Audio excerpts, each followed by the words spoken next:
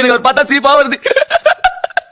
Guys, சட்டமன்றத்துல முதலமைச்சர் விஜய் பயங்கரமான சம்பவத்தை பண்ணி முடிச்சிருக்காரு அப்படின்ற மாதிரி தான் சொல்லணும். சட்டமன்றமே பாத்தீங்கன்னா சினிமா தியேட்டரா மாறிடுச்சு. Itself evil. ஈவில்ஸ்னு டெவில்ஸ் பேசக்கூடாது. அந்த அளவுக்கு முதலமைச்சர் விஜய் ஒரு தரமான சம்பவத்தை ஹிஸ்டரியில இப்படி ஒரு சம்பவம் நடந்ததுன்னு எழுதி வைக்கிற மாதிரி ஒரு சம்பவத்தை பண்ணிருக்காரு. சொல்லப்போனா சட்டமன்றத்தை வந்து கிட்டத்தட்ட ஒரு சினிமா தியேட்டர் மாதிரி ஆக்கிட்டாங்க. உதயநிதி ஸ்டாலின் ஏகப்பட்ட கேள்விகளை நேத்து அடிக்கிட்டு போயிருந்தாரு. இந்த மின்வெட்டு பிரச்சனையால தமிழ்நாட்டை இருட்டாக்கி சோ அதுக்கு வந்து பாத்தீங்கன்னா முதலமைச்சர் விஜய் இன்னைக்கு பயங்கரமான பதிலடி கொடுத்திருக்காரு. அப்புறம் வந்து முதல்வர் பதில் சொல்லல, முதல்வருக்கு பதில் சொல்ல தெரியல அப்படின்னா சட்டசபையில ஆதவ அர்ஜுனா பயங்கரமா அசிங்கப்பட்டார் அப்படின்ற மாதிரி தான் சொல்லணும். அன்னைக்கு நான் எந்திரிக்கலாம்னு இருந்தேன். கடிச்சிடாத. கடந்த 3-4 வருடங்களாக தமிழ் தாய் வாழ்த்து இங்க பாடப்படல. தமிழ் தாய் வாழ்த்து பாடப்பட்டது. இவனுக்கு ஒரு சீட் எடுத்து பாருங்கய்யா, வெறும் பொய்யா சொல்லிக்கிட்டு தெரியலாம். என்ன மட்டும் விட்டுருந்தா பேசி கிழிச்சிட்டு இருப்பேன் அப்படின்ற மாதிரி கொஞ்ச நாளைக்கு முன்னாடி சொல்லியிருந்தாரு. ஆனா விட்டா பொய்யா பேசி மாட்டிக்கிட்டாரு அப்படின்ற மாதிரி தான் சொல்லணும். அமைச்சர் கீர்த்தனா இருக்காங்களே, அவங்க வந்து பாத்தீங்கன்னா பிரஸ் மீட்ல கொந்தளிச்சிருக்காங்க. பிரஸ்க்கு எதிராக பாத்தீங்கன்னா கண்ணெல்லாம் உருட்டி உருட்டி காமிக்கிறாங்க. ராயல் என்ஃபீல்ட் அவர்கிட்ட நீங்க கொஞ்சம் ஃபோன் பண்ணி பேசுறீங்களா? அது என்ன மேட்டர் அப்படின்றதையும் பார்க்க போறோம். இதை டீடைலா பார்க்கலாமா? சேனலை ஃபர்ஸ்ட் டைம் பாத்தீங்கன்னா சப்ஸ்கிரைப் பண்ணிட்டு வீடியோ லைக் பண்ணி வச்சுக்கோங்க. ஒன் பை ஒன்னா பார்த்தலாமா? ஃபர்ஸ்ட் ஆஃப் ஆல் முதலமைச்சர் விஜய் வந்து பாத்தீங்கன்னா சத்தியமா சொல்ல ஸ்கிரிப்ட் ப்ரிப்பேர் பண்ணிட்டாரு. ஏன்னா அந்த மனுஷன் ஸ்டேஜ்ல பேசும்போது அவர் கண்ணுல ஒரு கான்ஃபிடென்ட் இருக்கும். ஓகே, எல்லாம் மனப்பாடம் பண்ணிட்டோம், சும்மா அப்பப்ப ஸ்கிரிப்ட பார்த்தா போதும் அப்படின்ற ஒரு கான்ஃபிடென்ட் அவருக்கு இருக்கும். அந்த கான்ஃபிடென்ட்டை இன்னைக்கு சட்டசபையில பார்க்க முடிஞ்சது அப்படின்ற மாதிரி தான் சொல்ல தோணுது. பேசுனா என்ன பண்றது? அதுல என்ன அல்டிமேட்னா, முக ஸ்டாலின் செஞ்ச மாதிரி அந்த செய்கையில ஒன்னு செஞ்சு காமிச்சார்ல, அதுதான் அல்டிமேட்.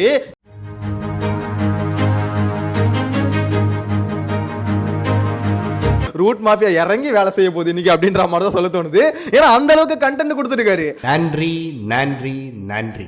ஆக்கப்பூர்வமா இன்னைக்கு என்ன நடந்தது அப்படின்றத நான் கடைசியா சொல்றேன். முதல்ல இந்த அழிச்சாட்டியங்கள் என்னென்ன நடந்தது அப்படின்றத பார்த்தலாம். First of all Udhayanidhi Stalin இருக்காருல்ல, அவர் வந்து நேத்து முக்கியமா 3 பிரச்சனைகள் எடுத்து பேசியிருந்தாரு.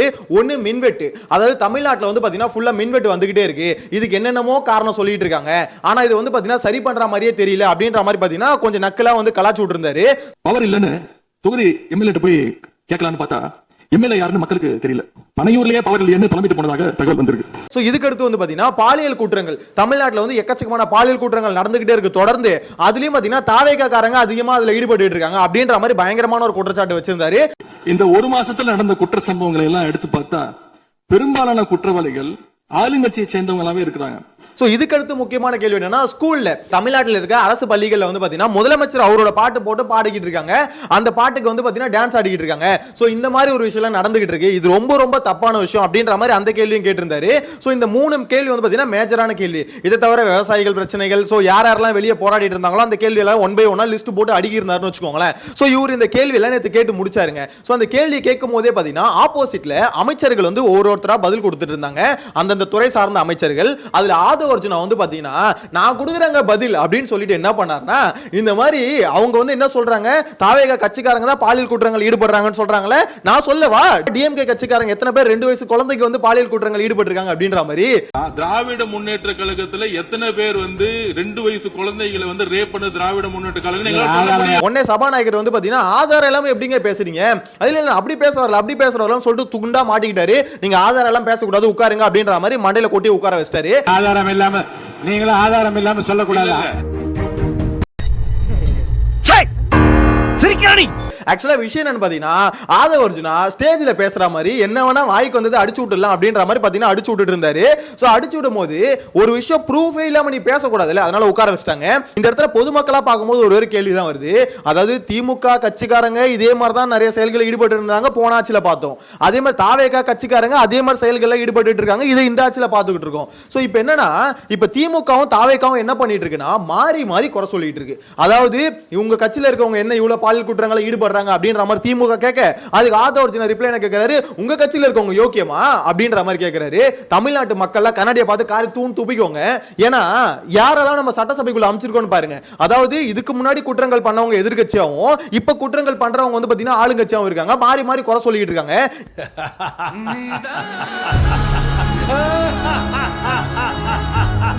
இந்த இடத்துல திமுக ஒரு கேள்வி கேக்குதுன்னா திமுக கேள்வி கேட்கறதுக்கு தகுதி இருக்கான்னு பாத்தீங்கன்னா தகுதி இல்ல. இந்த ஊழலை பத்தி கேள்வி கேட்க தகுதி இல்ல, அதே மாதிரி பாலியல் குற்றங்கள் கேள்வி கேட்க தகுதி இல்ல. இதெல்லாம் தகுதி இல்ல, அது உண்மைதான் வச்சுப்போமே. இப்ப பிரச்சனை என்னன்னா இந்த தாவேக்காக்கு இந்த கேள்வியை யாரு கேட்டா என்ன, அந்த கேள்வி நியாயமா இல்லையா, அது மேல நாங்க சரி பண்றோமா இல்லையா, அதுக்கு என்ன ஸ்டெப் எடுக்கிறோம், எங்க கட்சியில எப்படி வந்து பாத்தீங்கன்னா ஒழுங்கு நடவடிக்கைகளை எடுக்கிறோம், சோ அது எப்படி ஒழுங்குமுறை படுத்த போறோம் அப்படின்ற விஷயத்தை பத்தி தான் பேசணும். இதுக்கப்புறம் அது நடக்காம நாங்க பாத்துக்கிறோம் அப்படின்ற விஷயத்தை பத்தி தானே பேசணும். அதை விட்டுட்டு திமுக வந்து பாத்தீங்கன்னா அவங்க கட்சியில இருக்கவங்க மட்டும் பாலியல் குற்றங்கள் ஈடுபடலையா, என்ன மாதிரி பதிலியா இது? சத்தியமா அதை யோசிக்கும் போது அசிங்கமா இருக்கு அப்படின்ற மாதிரி தான் சொல்லணும். யாரா இவனுங்க, எங்கிந்திரா வந்துக்கிறானுங்க? சோ இதுல வந்து ஆதவ அர்ஜுனாவை பாத்தீங்கன்னா பெருத்த அசிங்கம் அப்படின்ற மாதிரி தான் சொல்லணும். சோ இதுக்கு அடுத்து இன்னொரு மேட்டர்லயே மாட்டினாரு, இந்த தமிழ் தாய் வாழ்த்து மேட்டர். ஆக்சுவலா திமுக என்ன சொல்லியிருந்தாங்கன்னா தமிழ் தாய் வாழ்த்து பாடிட்டு தேசிய கீதம் வந்து பாத்தீங்கன்னா 2 தடவை பாடுது, சோ இது வந்து பாத்தீங்கன்னா நல்லா இல்ல, இது எதுக்கு 2 வாட்டி பாடப்படுது, அப்ப தமிழ் தாய் வாழ்த்து 2க்கு 3 தடவை பாடி இருக்கணும் தானே அப்படின்ற மாதிரி கேள்வி கேட்டிருந்தாரு. இதுக்கு ஆதவ அர்ஜுன் என்ன பதில் சொல்லியிருக்காருன்னா, இந்த மாதிரி தமிழ் தாய் வாழ்த்து வந்து பாத்தீங்கன்னா இதுக்கு முன்னாடி சட்டசபையில பாடப்படல அப்படின்ற மாதிரி பாத்தீங்கன்னா ஒரு உருட்டு வந்து உருட்டிட்டு இருந்தாரு. சோ உடனே சபாநாயகர் வந்து பாத்தீங்கன்னா இல்ல அது தப்பு, பாடப்பட்டிருக்கு, நீங்க உட்காருங்க அப்படின்ற மாதிரி பாத்தீங்கன்னா உட்கார வச்சிட்டாரு. கடந்த 3-4 வருடங்களாக தமிழ் தாய் வாழ்த்து இங்க பாடப்படல. ஆளுநரை எதிர்த்தீர்கள், வெளிநடப்பை செய்தீர்கள். நான் பேசி முடிக்கிறேன். ஆளுநர் முன்பு நான் பேசி முடிச்சேன். ஆளுநர் முன்பு மாண்புமிகு அமைச்சர் அவர்கள் ஒண்ணு தாய் வாழ்த்து பாடப்பட்டது. இல்ல நான் சொன்னது அட வெக்கம் கட்டுவீங்களா, இதுக்கு எதுக்குடா வெள்ளையங்கிலி மாலைன்னு. இங்க விஷயம் என்னன்னு பாத்தீங்கன்னா ஆதவ அர்ஜுனா வந்து பாத்தீங்கன்னா பொய்யா சொல்லி மாட்டிக்கிறாரு.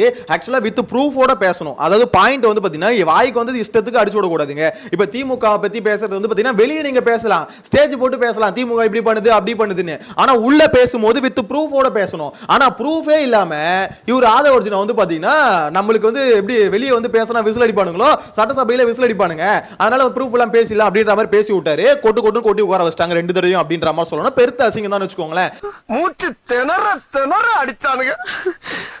சரி அடிச்சிட்டு போங்கடான்னு விட்டுட்டேன். விட்டுட்டீங்களா? அவங்கள அடிக்கலாம் இல்ல, ஏன்னா வெளியே அவ்வளவு வாய், நான் மட்டும் விட்டுருந்தேன்னா பேசி கிழிச்சிட்டு இருப்பேன் அப்படின்ற மாதிரி பேசினாரு. எங்க எந்திரிச்சு பேசலாம், தப்பா பேசிக்கிட்டு இருக்கீங்க அப்படின்ற மாதிரி சொல்ல தோணுது. உதயநிதி ஸ்டாலின் நேற்று பேசி முடிச்சதுக்கு அப்புறம் சபை கலைஞ்சது அப்படின்ற மாதிரி சொல்லிட்டாங்க.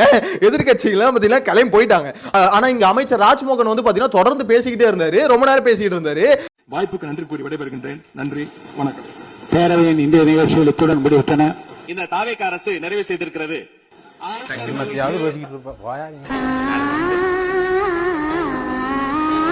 சோ இன்னைக்கு வந்து பாத்தீங்கன்னா சட்டசபையில உதயநிதி கேக்குறாரு, நான் பேசி முடிச்சதுக்கு அப்புறம் சபை கலைஞ்சது நீங்க சொல்லிட்டீங்க, நான் வீட்டுக்கு போய் டிவில பாக்குறேன் இன்னும் ஒரு அமைச்சர் மட்டும் பேசிக்கிட்டு இருக்காரு, இது என்ன மரபுனே தெரியல அப்படின்ற மாதிரி கேள்வி கேட்டிருக்காரு.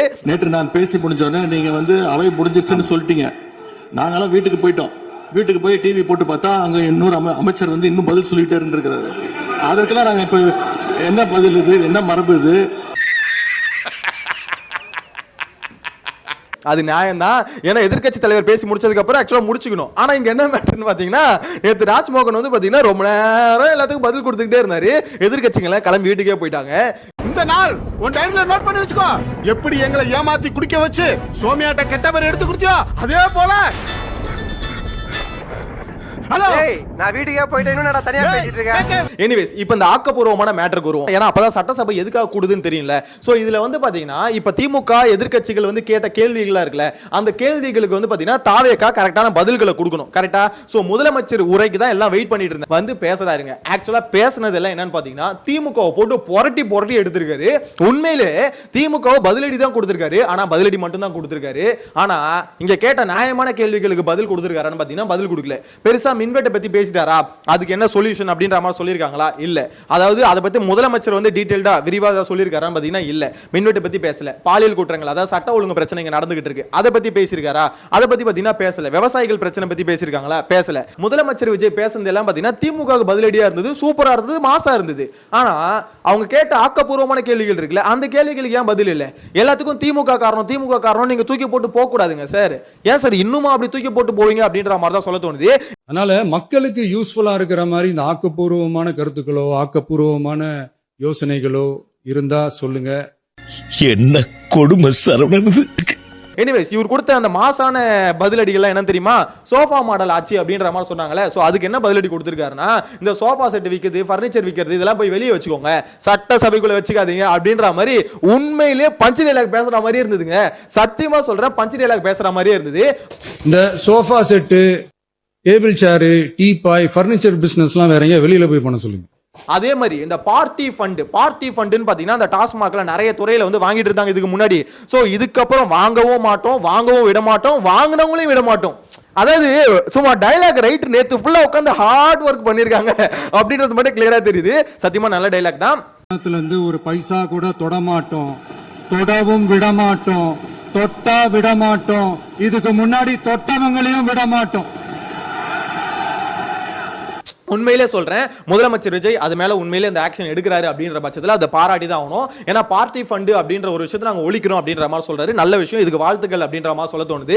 ஆனா இதுக்கு உதயநிதி ஸ்டாலின் என்ன சொல்லியிருக்காருன்னா, இப்படி வந்து ஆதாரம் இல்லாம குற்றச்சாட்டெல்லாம் வைக்க கூடாது, அப்படி நாங்க வாங்கணும் அப்படின்ற மாதிரி தோணுச்சுன்னா கேஸ் போடுங்க. எங்க சவால் விட்டு சொல்றேன், யார் எந்த கட்சின்னு பேர் சொல்லி சொல்லுங்க, சும்மா பொத்தாம் போதும் சொல்லக்கூடாது. எந்த கட்சி வாங்குச்சு, எங்க வாங்குச்சுன்னு சொல்லுங்க, கிளியரா சொல்லுங்க, நான் எங்க மேல கேஸ் போடுங்க, நாங்க ஃபேஸ் பண்ண ரெடியா இருக்கோம் அப்படின்ற மாதிரி சவால் விட்டு போறாரு. எனக்கு அதை பார்க்கும்போது என்னடா திமுக இவ்வளவு கான்ஃபிடென்ட்டா இருக்கு அப்படின்ற மாதிரி யோசிக்க தோணுது. அவர் பார்ட்டி ஃபண்ட் அப்படின்னு சொல்லியிருக்கிறாரு. அவர் அமைச்சர் அந்த பார்ட்டி ஃபண்ட் எந்த பார்ட்டின்னு கூட சொல்ல தைரியம் இருந்தா சொல்லுங்க, நாங்க அதெல்லாம் ஃபேஸ் பண்ண தயாரா இருக்கோம். எதையும் ஆதாரத்தோடு. அப்ப முதலமைச்சர் விஜய் வந்து வாய் உருட்டுறாரா இல்ல உண்மையிலே வாங்கினது வந்து பாத்தீங்கன்னா திமுக வந்து பாத்தீங்கன்னா வாங்கியிருந்து இவ்வளவு கான்ஃபிடென்ட்டா பேசுது அப்படின்ற ஒரு கேள்வி இருக்கு. ஏன்னா இவ்வளவு கான்ஃபிடென்ட் அப்படி சவால் விடுவாங்க, நீங்க போடுங்க, கேஸ் போடுங்க, நாங்க பாத்துக்கிறோம் அப்படின்ற மாதிரி பேசுறாரு உதயநிதி ஸ்டாலின். ஆனா முதலமைச்சர் விஜய் அது உண்மையா இருக்கும் பட்சத்தில் அதுல ஆக்ஷன் எடுத்தாருன்னா உண்மையிலே வரவேற்கத்தக்க விஷயம் தான். சோ இந்த பார்ட்டி ஃபண்ட் வந்து வாங்க விட மாட்டோம் அப்படின்ற மாதிரி சொல்லியிருக்காங்க. சோ அது மட்டும் இல்லாம மெயினா கொளத்தூர்ல வந்து பாத்தீங்கன்னா 5 நிமிஷம் பேசுறதுக்கே கொளத்தூர் நடுங்கிருச்சு அப்படின்ற மாதிரி பேசியிருக்காரு. 5 நிமிஷம் பேசுனதுக்கே கொளத்தூர் இந்த ஆட்டம் ஆயிடுச்சு. பேசுனா அப்புறம் என்ன பண்றீங்க? இங்க எல்லாருக்கும் ஒரு கேள்வி என்னன்னா, சார் நீங்க பேசுனதால கொளத்தூர் நடுங்கல சார், தயவு செஞ்சு இந்த ஆதவ அர்ஜுனா பேசுற மாதிரி பேசிட்டு சுத்தாதீங்க சார். முதலமைச்சர் அவர்களே, அந்த அமைச்சர் ஆதவ அர்ஜுனா பேசுற மாதிரி பேசிட்டு சுத்தாதீங்க, வாய்க்கு வந்ததே பேசிட்டு இருக்காதீங்க. நீங்க பேசுனதால கொளத்தூர் நடுங்கல, எங்கேயுமே நடுங்கல. நீங்க பேசுனதாலையும் எங்கேயுமே நடுங்கல. எதுனால திரும்ப நடுங்குச்சு? உங்களை பார்த்ததுனால தான் நடுங்குச்சு. அதாவது ஒரு சினிமா ஆக்டர், ஒரு விஜய்ன்ற ஒரு ஃபேஸ் வேல்யூ, அந்த ஃபேஸ் வேல்யூக்கு தான் இவ்வளவு ஓட்டு உழுதுது. அதை தவிர இவரோட பேச்சாற்றல், இவர் பேசி பார்த்தீங்கன்னா மக்களுக்கு ஆகச்சிறந்த கருத்துக்களை எடுத்து வச்சுட்டா மாதிரியும் அந்த கருத்துக்கள் எல்லாம் பார்த்தீங்கன்னா எல்லாம் உள்வாங்கிட்டு, ஆஹா முதலமைச்சர் விஜய் வந்து பார்த்தீங்கன்னா இவ்வளவு ஆக்கப்பூர்வமா பேசுறாரு, இந்த மனுஷனுக்கு ஓட்டு போட்டாதான் நாடு விளங்கும் அப்படின்ற மாதிரி எல்லாம் ஓட்டு போட்ட மாதிரி இருக்கு நீங்க பேசுறத பார்க்கும்போது. சார் நீங்க 5 நிமிஷம் இல்ல, மொத்தமா நீங்க 50 நிமிஷம் பேசியிருந்தாலும் கண்டிப்பா என்ன சொல்லிருக்க போறீங்க? டிவிகே டிஎம்கே டிவிகே இத தான சார் பேசிருப்பீங்க. ஒரே ஸ்கிரிப்ட் 16 தடவை வீட்டை விட்டு வெளிய வந்தீங்க, 16 தடவை அதே ஸ்கிரிப்ட் தான். சோ அத தான் பேசிட்டு போனீங்க. எனக்கு புரியலையே. நக்கல்யா அவனுக்கு. சரி கொளத்தூர்ல நீங்க 5 நிமிஷம் பேசுனீங்க, கொளத்தூர் நடுங்கிடுச்சு. இப்போ நீங்க வந்து பாத்தீங்கன்னா 108 தொகுதியில ஜெயிச்சிருக்கீங்க. நீங்க ஆனா அவ்வளவு தொகுதிக்கு போவே இல்லையே சார். அப்புறம் எப்படி சார் 108 தொகுதியில ஜெயிச்சீங்க? அது மட்டும் இல்ல மிச்ச தொகுதியில பாத்தீங்கன்னா 3வது பிளேஸ்ல 2வது பிளேஸ்ல அந்த மாதிரி தான வந்திருக்கீங்க. தமிழ்நாடு ஃபுல்லா உங்களுக்கு ஓட்டு விழுந்திருக்கு. ஓட்டு விழுந்ததுக்கு காரணம் விஜய்ன்ற ஒரு நடிகர், அந்த ஃபேஸ், அதாவது இந்த மனுஷன் வந்தா ஒரு மாற்றம் அப்படின்னு நீங்க கட்டமைச்ச ஒரு நரேட்டிவ், அந்த நரேட்டிவ்க்கு வந்து பாத்தீங்கன்னா அந்த ஃபேஸ் வந்து ஒரு பயங்கரமான பூஸ்டா இருந்தது. சோ அந்த ஃபேஸ்க்காக தான் இவ்வளவு ஓட்டு விழுந்தது. கொளத்தூர் மேட்டர் வந்து பாத்தீங்கன்னா இவரும் எடுத்துட்டு வந்து பேசிட்டு இருக்காரு. இங்க என்ன விஷயம்னா, முதலமைச்சர் மு.க. ஸ்டாலின், அதாவது முன்னாள் முதலமைச்சர் மு.க. ஸ்டாலின் தோத்தது காரணம் திமுக ஆட்சி சரியில்லை. ஏன்னா திமுக அவ்வளவு கேவலமா ஆட்சி பண்ணிருக்காங்க. கரண்ட் பில்ல 3 தடவை ஏத்துனாங்க, நிலவரியை 3-4 தடவை ஏத்திட்டாங்க. சோ வந்ததுல இருந்து பாத்தீங்கன்னா டாக்ஸ் வந்து அவங்க பாட்டு இஷ்டத்துக்கு ஏத்திட்டாங்க. விலைவாசி எல்லாம் ஏறி போச்சு. நாட்டுல வந்து பாத்தீங்கன்னா சட்ட ஒழுங்கு மோசமா இருந்து. திமுக தோத்தது காரணம் விஜய் அவர்கள் இல்ல, திமுக தான். திமுக தோத்தது காரணம் திமுக தான். திமுகக்கு ஒழுங்கு ஆட்சி பண்ண தெரியல, ஒழுங்கு ஆட்சி பண்ணல. மக்கள் வந்து அவஸ்தைப்பட்டாங்க. அவஸ்தைப்பட்டதுனால தான் திமுக தோத்து போச்சு. சோ இங்க வந்து பாத்தீங்கன்னா கொளத்தூர்ல ஒரு பேசுறதால 5 நிமிஷம் பேசுறதுக்கே நடுங்கிடுச்சு. என்ன வாயிருக்குன்னு உருட்டிட்டு போயிடுவீங்களா? 5 நிமிஷம் பேசுறதுக்கு நடுங்கிடுச்சு. ஏன் பூகம்பம் வந்து தானே எனக்கு புரியலையே. 5 நிமிஷம் பேசுறதால நடுங்கிடுச்சான். ஸ்டாலின் அவர்களோட ஆக்ஷன் இருக்குல்ல, அந்த ஆக்ஷன் வந்து பாத்தீங்கன்னா சபாநாயகரோட பர்மிஷன் வாங்கிட்டு முதலமைச்சர் விஜய் வந்து பாத்தீங்கன்னா சட்டமன்றத்தில் பண்றாரு ஸ்வாகா அப்படின்ற மாதிரி. எனக்கு என்னன்னா, சட்டமன்றம் தானே அது, சினிமா தியேட்டர் இல்லையே. அது மட்டும் இல்லாம ஷூட்டிங் ஸ்பாட் அது. எனக்கு புரியலையே. நீங்க அந்த ஆக்ஷனை பண்ணோன்னு எல்லாம் விசில் அடிக்கிறானுங்க, தட்டுறானுங்க. ஐயோ என்னடா இது அப்படின்ற மாதிரி இருக்கு. எல்லாரும் போயிட்டாங்க. இல்ல பர்மிஷன் பண்ணலாமா? இப்பவும் பண்ணலாம், ஒண்ணும் தப்பு இல்ல. சார் இங்க என்ன நடந்திருக்குன்னா சட்டசபை வந்து பாத்தீங்கன்னா அடுத்த ஸ்டேஜுக்கு போயிடுச்சு. நியூ எரா அப்படின்ற மாதிரி சொல்லுவாங்களே, இது ஒரு வகையான எரா. அதாவது இந்த எரால என்ன பார்க்க போறோம்னா சட்டசபைக்குள்ள எல்லா விதமான ஃபண்ணையும் நம்ம பார்க்க போறோம். ஒரு முதலமைச்சர் இதெல்லாம் பண்றாரா? சத்தியமா ஆச்சரியமா இருக்கீங்க. ஏன்னா இதுக்கு முன்னாடி இத்தனை வருஷம் நம்ம முதலமைச்சர் ஸ்பீச் எல்லாம் கேட்டிருக்கோம். அது எப்படி இருக்கும்னா அவங்களுக்கு பதிலடி வார்த்தைகள்ல இருக்கும், இல்ல ஆக்ஷன்ஸ்ல இருக்கும். தட் மீன்ஸ் இந்த ஆக்ஷன் இல்ல, அவங்க வந்து களத்துல இறங்கி அதை வந்து பாத்தீங்கன்னா சரி பண்ணி செஞ்சு காமிப்பாங்க. அதை விட்டுட்டு இப்படிப்பட்ட ஆக்ஷன்லாம் எந்த முதலமைச்சரும் பண்ணது இல்ல. பக்காவா பாத்தீங்கன்னா ரீல்ஸுக்கான கண்டென்ட் எடுத்து கொடுத்துட்டு போயிட்டாரு. சோ இதை வந்து பாத்தீங்கன்னா உதயநிதி ஸ்டாலின் அதான் சொல்லிட்டு இருக்காரு. அவர் வந்து சினிமா தியேட்டர் மாதிரி நினைச்சுக்கிட்டு பண்றாங்க, இங்க வந்து விசில் அடிக்கிறாங்க, இன்னும் கொஞ்ச நேரத்தை பாத்தீங்கன்னா ஐட்டம் டான்ஸ் எல்லாம் போட்டு ஆட ஆரம்பிச்சிருவாரு போல அப்படின்ற மாதிரி சொல்லிட்டு இருக்காங்க. ஒரு சினிமா தேட்டர் மாதிரி ஆக்கிட்டாங்க. இன்னைக்கு விசில்லாம் அடிக்க ஆரம்பிச்சிட்டாங்க. இதெல்லாம் வந்து சபையே பார்க்காதது. பாட்டெல்லாம் போட்டு ஐட்டம் சாங்லாம் போடுவாங்க. ஏன்னா அப்படிதாங்க இருக்குது சட்டமன்றத்தை பார்க்கறதுக்கு. உண்மையிலே இப்படிப்பட்ட சட்டமன்றத்தை இது வரைக்கும் நம்ம பார்த்துருக்கவே மாட்டோம். இது ஒரு வகையான புதுசா இருக்குது. சத்தியமா அது ஃபன் பண்ணக்கூடிய இடம் கிடையாது. ஏன்னா உதயநிதி ஸ்டாலின் அடுக்கடுக்கா இத்தனை கேள்விகளை வச்சார்ல, இதுக்கு எல்லாத்துக்கும் முதலமைச்சர் பதில் தாங்க சொல்லணும். இந்த மாதிரி வந்து பாத்தீங்கன்னா மாஸ் பஞ்ச் டைலாக் வந்து பேசிட்டு இருக்க கூடாதுங்க. எதுக்குங்க இந்த பஞ்ச் டைலாக்? ½ an hour பேசியிருப்பார்ல, அதுல வந்து பாத்தீங்கன்னா ஃபுல்லா பஞ்ச் டைலாகா பேசிட்டு இருக்காரு. எனக்கு புரியவே இல்லையே இங்க என்ன மேட்ரு. இங்க திமுக நீங்க பதிலடி கொடுக்கறத விட்டுட்டு அவங்க வச்ச குற்றச்சாட்டுகள் இல்லன்னு ப்ரூவ் பண்ணுங்க. இங்க மின்வெட்டு நடக்குதுன்னு அவங்க சொல்லிட்டு இருக்காங்க. அதாவது இங்க ஸ்கூலுக்கு வந்து பாத்தீங்கன்னா இதுக்கு முன்னாடி மழை பெய்யுதுன்னா லீவ் விடுவோம், ஆனா இப்ப கரண்ட் இல்லாமலாம் லீவ் விடுறாங்க. பெரம்பூர் தொகுதி தான் பாத்தீங்கன்னா நம்பர் 1ல இருக்கு அப்படின்ற மாதிரி குற்றச்சாட்டு எல்லாம் பாத்தீங்கன்னா உதயநிதி ஸ்டாலின் வச்சிருக்காரு. இதை கேட்கறதுக்கு திமுக தகுதி இருக்கான்னு அந்த கேள்வியை கேட்காதீங்க. தகுதி இல்ல. பட் கேட்கிற கேள்வி நியாயம் தானே. அதுலயும் ஒரு படி மேல போய் முதலமைச்சர் விஜய் குட்டி கதெல்லாம் சொல்லி மு.க. ஸ்டாலின் அவர் வந்து பாத்தீங்கன்னா அசிங்கப்படுத்திட்டு இருக்காரு. எங்கப்பா உங்க அப்பாவை காணோம் அப்படின்ற மாதிரி அசிங்கப்படுத்திட்டு இருக்காரு. ஒரு குட்டி கதை ஒன்று ஞாபகம் வருது, சொல்லாமா? உங்க அப்பா எங்கதான் இருப்பாருன்னு சொன்னாங்க, அதான் தேடிக்கிட்டு இருக்கேன். எங்க உங்க அப்பாவையா காணோம்? உண்மையிலே குட்டி கதை சொல்லி அசிங்கப்படுத்திட்டாரு அப்படின்ற மாதிரி தான் சொல்ல தோணுது. அசிங்கப்படுத்துறேன், இன்சல்ட் பண்றேன். சோ இதுக்கு அடுத்து ரொம்ப முக்கியமான விஷயம், அமைச்சர் கீர்த்தனா இருக்காங்களே, அந்த அமைச்சர் கீர்த்தனா ஒரு மேட்டரை வந்து பேசியிருக்காங்க. இந்த மாதிரி 25 கம்பெனி வந்து பாத்தீங்கன்னா ஆந்திரா கோடி போச்சு. ஆனா அவங்கள கேள்வி கேட்கறத விட்டு என்ன கேள்வி கேட்கறீங்க? ஒன்னே பிரஸ் கேட்கறாங்க, 25 கம்பெனி ஆந்திரா கோடி போச்சு திமுக ஆட்சியில, போன கம்பெனி எத்தனை கம்பெனி கிட்ட நீங்க பேசியிருக்கீங்க அப்படின்னு கேட்டதுக்கு அந்த கேள்விக்கு வந்து பாத்தீங்கன்னா கொந்தளிக்கிறாங்க. ராயல் என்ஃபீல்ட்ல பேசியிருக்கேன், ஏன்னா நீங்க ஒன்னா ராயல் என்ஃபீல்ட் ஓனருக்கு ஒன்னா போன் பண்ணி கேளுங்க. அதாவது மேடம் வந்து கொந்தளிக்கிறாங்க. கேள்வி கேட்டா வலிக்குதா உங்களுக்கு? அதுவும் ரீல்ஸே போதுமா? அவங்க போட்டாங்களே ரீல்ஸ், அந்த ரீல்ஸே போதுமா உங்களை திருப்பி வர வைக்கிறதுக்கு? அந்த ரீலே போதுமேங்க, அதுக்கு பதில் ரீலே போதுமேங்க. ஆனா இங்க இருந்து போன நிறுவனங்கள்ட்ட பேசினதா ஒரு செய்தி இருக்கும், இன்னும் வரல. நீங்க என்ன நிறுவனத்தை பேசுறீங்க? ஒரு 4 நிறுவனம் சொல்லுங்க. இங்க இருந்து ராயல் என்ஃபீல்ட் அவர்கிட்ட நீங்க கொஞ்சம் ஃபோன் பண்ணி பேசுறீங்களா? எப்பேற்பட்ட ஒரு கண்டுபிடிப்புடா எவா அப்படின்ற மாதிரி தான் இருக்கு. அமைச்சர் கீர்த்தனா அவர்களே, தயவு செஞ்சு நீங்க கொந்தளிக்கலாம் கூடாது. எதுக்கு கொந்தளிக்கிறீங்க? நீங்க ஏன் கொந்தளிக்கிறீங்க? உங்ககிட்ட பிரஸ் ஒரு கேள்வி கேட்கறாங்க, முடிஞ்சா பதில் சொல்லுங்க, இல்ல பதில் தெரியலன்ட்டு போங்க. அதை விட்டுட்டு என்ன இது ராயல் என்ஃபீல்ட் கம்பெனிக்கு நீங்க போன் போட்டு கேளுங்க. சாத்திக்கிட்டு மூடிக்கிட்டு பாப்போம், சாத்திக்கிட்டு மூடிக்கிட்டு பாப்போம். என்ன பிரஸ் ஏப்பா சாப்பியா? அவங்க கேட்கிற கேள்வி உங்க மேல ஏதாவது அவதூறு பேசுற மாதிரி இருந்தா நீங்க வந்து பதில் சொல்லலாம். உங்களுக்கு பாயிண்ட் இல்ல, பதறீங்க. ஐயோ என்னடா நம்மள கேள்வி கேட்கறாங்க பயம் வருது. கரெக்டா உங்ககிட்ட பாயிண்ட் இருந்தா நீங்க ஏன் பதற போறீங்க? எதுக்கு பிரஸ் பார்த்து இப்படி கேள்வி 4 கம்பெனி பேர் சொல்லுங்க அப்படின்னு சொல்லிட்டு கேட்கறதுக்கு பதறாங்க. பயம் வருதுல, கரெக்டா கேள்வி கேட்டா பயம் வருதுல, பதட்டம் வருதுல அப்படின்ற மாதிரி தான் சொல்ல தோணுது. முதலமைச்சர் விஜயோட ஃபேஸை வந்து பாத்தீங்கன்னா கொஞ்ச நாளுக்கு முன்னாடி ட்ரோல் பண்ணியிருந்தாங்க அதிமுக எம்எல்ஏக்கு. இதுக்கு வந்து பாத்தீங்கன்னா சபாநாயகர் வந்து கண்டனம் தெரிவிச்சிருந்தாரு. அப்படிலாம் பண்ணக்கூடாது, லைவ்ல எல்லாம் பாத்துக்கிட்டு இருக்காங்க அப்படின்ற, மத்தவங்களை கேலி பண்ணக்கூடாது அப்படின்ற மாதிரி சொல்லியிருந்தாரு. இப்ப முதலமைச்சர் விஜய் உங்ககிட்ட பர்மிஷன் வாங்கிட்டே கேலி பண்றாரு. இது எப்படி? இது சரியா வருமா? இது வந்து உங்களோட ரூல்ஸ் அண்ட் ரெகுலேஷன்ஸ்குள்ள வருமா? எனக்கு புரியலையே. அங்க அதிமுக பண்ணது தப்பு அப்படின்ற மாதிரி தான் எல்லாம் பேசியிருந்தோம். அதே தானே இப்ப முதலமைச்சர் விஜய் பண்ணது தப்புன்னு தானே பேசணும். எனக்கு ஒண்ணுமே புரியல. உங்களோட கருத்துக்களை கமெண்ட்ல மென்ஷன் பண்ணுங்க. நெக்ஸ்ட் வீடியோல மீட் பண்ணலாம். Tata bye by.